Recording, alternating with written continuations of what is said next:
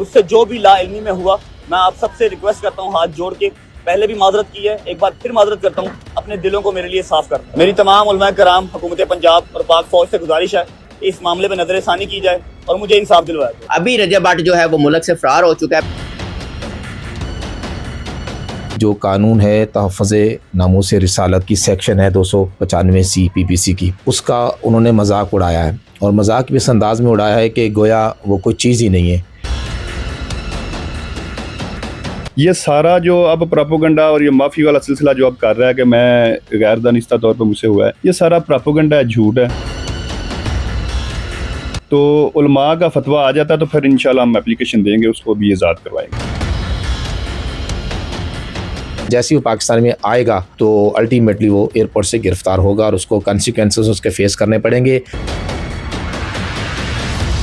بسم اللہ الرحمن الرحیم۔ پاکستان اور دنیا بھر میں دیکھنے والوں کو السلام علیکم، میرا نام ہے محمد آصف۔ ناظرین، رجب بٹ کے حوالے سے ہر کوئی جاننا چاہ رہا ہے کہ اس پہ جرم کیا ہوگا، سزا کیا ہوگی، اور اس نے کون سی توہین کی ہے، اور اب اس کا جو اینڈ ہے وہ کیا ہوگا۔ ابھی رجب بٹ جو ہے وہ ملک سے فرار ہو چکا ہے۔ میرے ساتھ سینئر ایڈوکیٹ دو صاحبان موجود ہیں۔ ایک وہ ایڈوکیٹ ہیں جنہوں نے یہ پرچہ درج کروایا نشتر کالونی تھانے میں، ایک جانب میرے احسان علی عارف صاحب ہیں senior advocate Lahore high court, اور دوسرا عبد القادر گل صاحب ہیں، دونوں سینئر ایڈوکیٹ ہیں۔ ان سے جانیں گے کہ اس کا اینڈ کیا ہوگا، اس پہ سزا کیا بنتی ہے، اور اب رجب بٹ کے ساتھ، اس کی فیملی کے ساتھ، اس کے دوستوں کے ساتھ کیا ہونے والا ہے۔ احسان عارف صاحب السلام علیکم۔ جی وعلیکم السلام۔ ایف آئی آر کرائی ہے، اس کے بعد آپ کیا سمجھتی ہیں کہ کیا سزا ہوگی، اور اس رجب بٹ نے کیا کیا جرم کیا ہے؟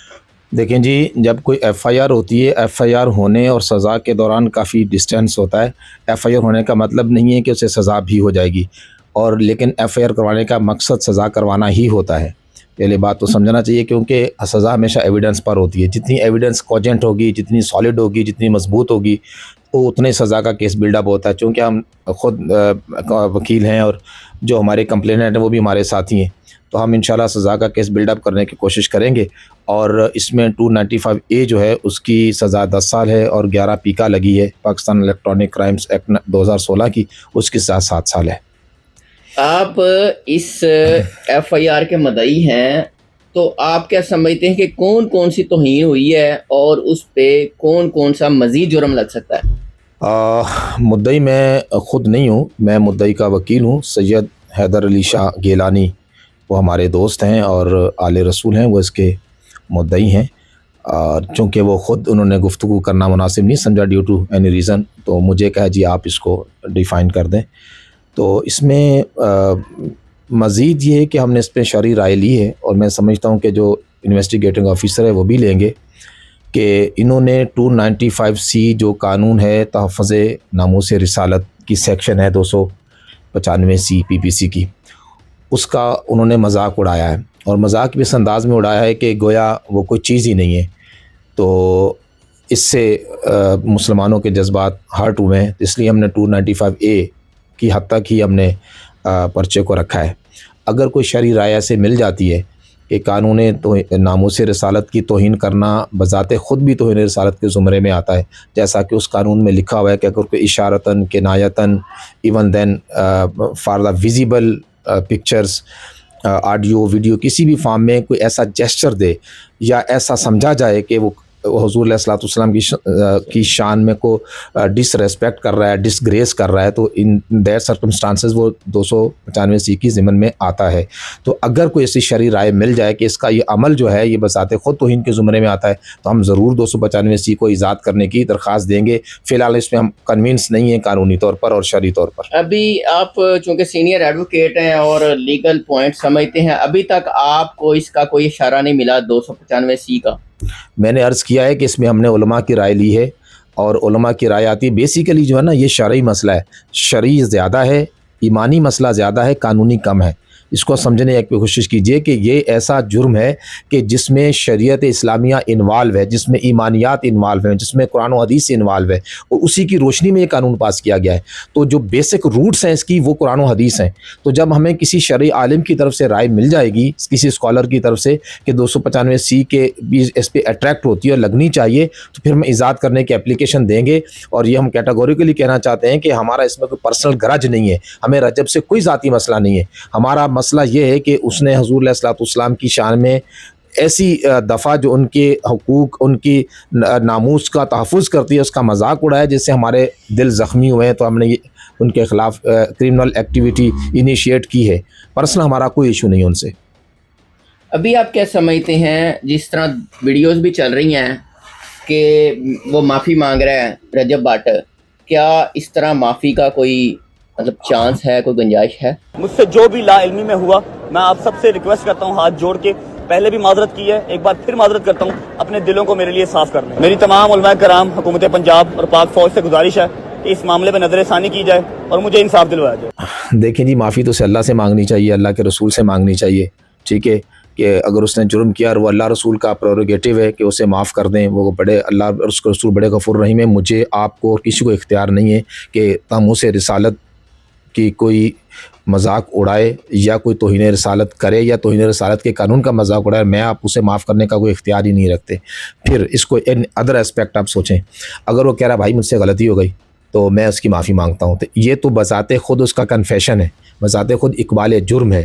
اگر اس نے اس کو بات کو مان لیا ہے کہ مجھ سے غلطی بھی ہوئی ہے اور میں اس کی معافی چاہتا ہوں، تو پھر تو یہ سزا کا کیس بنتا ہے، پھر اس کو سزا ہونی چاہیے، کیونکہ یہ کیٹاگوریکلی ایک سیٹلڈ پرنسپل آف لا ہے کہ مجرم کا اعتراف جرم اس کی جرم کی سیاہی کو نہیں مٹا سکتا۔ اگر کوئی مجرم جرم کر کے کہے کہ مجھ سے غلطی ہو گئی تو پھر وہ اسے سزا ملنی چاہیے، اور یہ سیٹلڈ پرنسپل آف لا ہے کہ proved facts need not to be proved, admitted fact need not to be proved۔ اگر کوئی مان ہی لیا جائے کہ جی ہاں میں نے یہ کام کیا، تو پھر کسی تو مزید ثبوت کی ضرورت ہی باقی نہیں رہتی۔ احسان صاحب، اس نے یہ بھی کہا کہ مجھے تو کچھ پتہ ہی نہیں تھا غیر دانستہ طور پہ، اور 295 کا بھی میرے علم میں نہیں تھا۔ تو آپ کو کیا لگتا ہے کہ یہ وہ اس کو چھپانے کی کوشش کر رہا ہے، اس نے یہ اٹینشنلی معاملات کیے؟ جس نمبر کی دفاع مجھ پہ لگائی جا رہی ہے، میں نے اپنے ولاگ میں بھی بتایا تھا کہ 295 مجھ پہ جھوٹی لگائی گئی ہے، لیکن جھوٹا کاٹ دیا گیا اور 295 کے اوپر فتویٰ دے دیا گیا۔ خیر، میں پھر بھی اس پاک جگہ پہ کھڑا ہو کے اللہ اور اس کے رسول اور تمام مسلمانوں سے ایک بار پھر معذرت کرتا ہوں۔ جو اس کے الفاظ ہیں وہ آپ نے بھی سنے ہیں، تو کیا اس سے لگتا ہے کہ وہ لا علمی بات کر رہا ہے؟ وہ کہہ رہا ہے میرے سر پہ میرے استاد۔ پہلی بات تو یہ کہ استاد روحانی باپ ہوتا ہے اور شاگرد روحانی اولاد ہوتی ہے۔ اس کا روحانی باپ جو ہے وہ کیا تھا، اس کے کیا کریکٹر تھا، جس کو اپنا روحانی باپ کہہ رہا ہے، اس کی روحانی اولاد ہونے کا کلیم کر رہا ہے، تو اس پر یہ تھا اور میرے سر پہ یہ ہے۔ تو یہ اسی کے جملے یہ اس کی لا علمی کو ظاہر نہیں کرتے، اس کا مطلب ہے کہ وہ ڈیپ روٹ تک اس بارے میں جانتا بھی ہے، سمجھتا بھی ہے، اور جب ہی اس کا مذاق اڑا رہا ہے۔ لا علمی والی بات اس میں اس کے لہجے سے، اس کے انداز سے تو نظر نہیں آتی، کیونکہ کسی کی جو شخص لا علمی بات کرتا ہے تو اس کا لہجہ بتا دیتا ہے کہ یار یہ اس کو کچھ نہیں پتا، ٹھیک ہے۔ اگر آپ اس سے پرزیوم کر رہے ہیں کہ اس نے لا علمی بات کی ہے، تو ایٹ لیسٹ میں نہیں کر رہا، اور کوئی پروڈنٹ مائنڈ اس کو کبھی بھی تسلیم نہیں کرے گا۔ مطلب وہ بیک گراؤنڈ اس طرح، اگر جس طرح وہ بتا رہا ہے اس طرح نہیں لگ رہا کہ وہ غیر دانستہ طور پہ اس کو سب کچھ علم ہے، بالکل۔ اور سیکنڈ بات یہ ہے کہ ابھی عدالتی مراحل باقی ہیں، اس کے پاس پورا موقع ہوگا کہ وہ عدالت میں جا کے ثابت کرے کہ اس نے بات لا علمی میں کی تھی۔ اچھا، اگر مان بھی لیا جائے تو 295 کا جس نے اپنے رکھا ہے فار ویمن، اس نے ایک بنایا ہے، ایسنس بنایا یا عطر بنایا ہے، جو بھی چیزیں یا پرفیوم بنایا ہے، تو وہ بھی لا علمی میں نہیں کیا نا، اس نے ایک سوچ سمجھ کے اس کا نام رکھا ہے۔ آپ کو پتہ ہے جو لوگ مارکیٹنگ کرتے ہیں، پروڈکٹ بناتے ہیں، اس کی فیزیبلٹی بناتے ہیں، اس میں مارکیٹ ریسرچ کرتے ہیں، اس نے کچھ سوچ سمجھ کے نام رکھا ہے، تو اس کے ذہن میں کہیں نہا خانے میں ذہن میں تھا کہ 295 میں کیوں رکھ رہا ہوں اس کا نام، لا علمی میں نہیں اسے سمجھتا۔ ابھی آپ کیا سمجھتے ہیں کہ آپ چونکہ کیسز ڈیل کرتے ہیں، عدالتوں میں معاملات کو دیکھتے ہیں، اس کا اینڈ کیا ہوگا؟ دیکھیں جی، اینڈ ہمیشہ ایف آئی آر کرتی ہے، اس کی انویسٹیگیشن ہوتی ہے، ٹرائل ہوتا ہے، اور اینڈ میں یہی ہوتا ہے یا بندہ بری ہوتا ہے یا سزا ہوتی ہے، ٹھیک ہے۔ ہم تو قانون کو نہ ہاتھ میں لینے کے حامی ہیں، نہ پہلے لیا ہے نہ آئندہ لیں گے۔ ایک لیگل پروسیڈنگ ہے، اور میرا خیال ہے کہ اسے جوانوں کی طرح فیس کرنا چاہیے، آگے بھاگنا نہیں چاہیے۔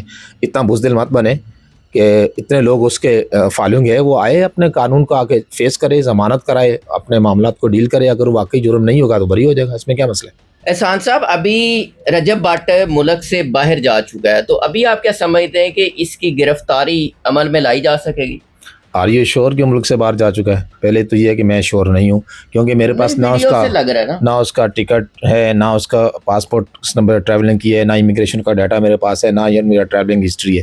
اس لیے میں اس پہ شور سے ممکن ہے کہ وہ کوئی پرانی ویڈیو اٹھا کے یہ ڈسیو کرنے کی، دھوکہ دینے کی کوشش کر رہا ہو لا انفورسمنٹ ایجنسیز کو کہ میں ملک سے باہر ہوں. بالکل ٹھیک ہے، ایسا ممکن ہے. تو پہلی بات تو میں اس کو ابھی تسلیم نہیں کر رہا کہ ملک سے باہر چلا گیا. اگر بائی دا وے چلا بھی جائے، کوئی پاکستان میں آفینس کرتا ہے، ملک سے باہر چلا جاتا ہے، کہ دین پھر لیگل ریمیڈیز موجود ہیں کہ اس کو کیسے واپس لانا ہے. بیسیکلی یہ کیس ایف آئی اے کا کیس ہے، لوکل پولیس لانچ کر دیتی ہے، لیکن چونکہ انویسٹیگیٹنگ کے اختیارات، انویسٹیگیشن کے سارے اختیارات ایف آئی اے کے پاس ہیں، پیکا کے، تو الٹیمیٹلی جب اسپیشل لا کی کوئی دفعہ اٹریکٹ ہو جاتی ہے، لگ جاتی ہے، تو پھر جنرل جو دفعات ہوتی ہیں وہ اسپیشل کے طور پر ڈیل ہوتی ہیں. یہ سیٹلڈ پرنسپل آف لا ہے.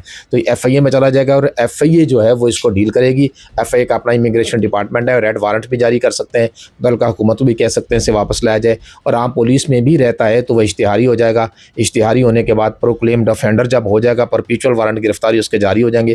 دین جیسے وہ پاکستان میں آئے گا تو الٹیمیٹلی وہ ایئرپورٹ سے گرفتار ہوگا، اور اس کو کنسیکوینسز اس کے فیس کرنے پڑیں گے.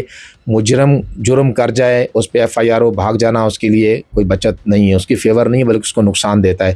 یہ آپ تھوڑا سا لیگل چیزوں کو کور کرتے ہیں، آپ کو اس کا بات اندازہ ہوگا کہ یہ اپنے گلے میں مزید پھندا ڈالنے والی بات ہے.